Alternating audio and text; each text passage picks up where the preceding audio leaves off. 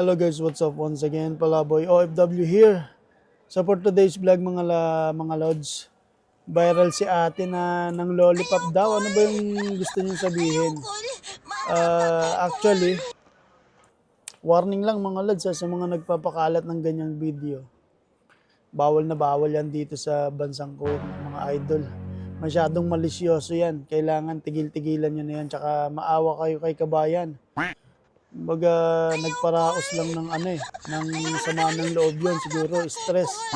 Kaya intindihin nyo na lang, pero mali pa rin yun. Hindi natin ito-tolerate yan, no? Bilang isang OFW. Tigil-tigilan nyo na yung pagpapakalat ng mga malisyosong storya or video. Bawal yan.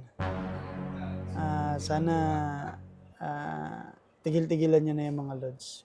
Kawawa naman si kabayan, tsaka dapat umuwi na siya ng Pilipinas para hindi na siya mapahamak dito. Or sa mga ganitong sitwasyon mga lodi, pwede nyo namang sarilihin nyo na lang yan kung ano yung nararamdaman nyo. Huwag kayong subo ng subo, hindi nyo alam kung nagugutom kayo or kung ano-ano ning sinusubo nyo. Tawagin nyo na lang ako pag nagugutom kayo, pakainin ko kayo ng ano bang masarap na kainin ngayon?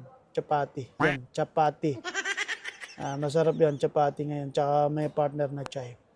Pero sa mga kababayan natin, seryoso lang, huwag kayong basta magpapakalat ng kung ano-anong istorya o video.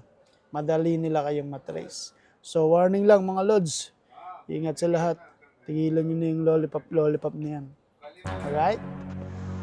Ayoko! Ayoko! Mata pa ko,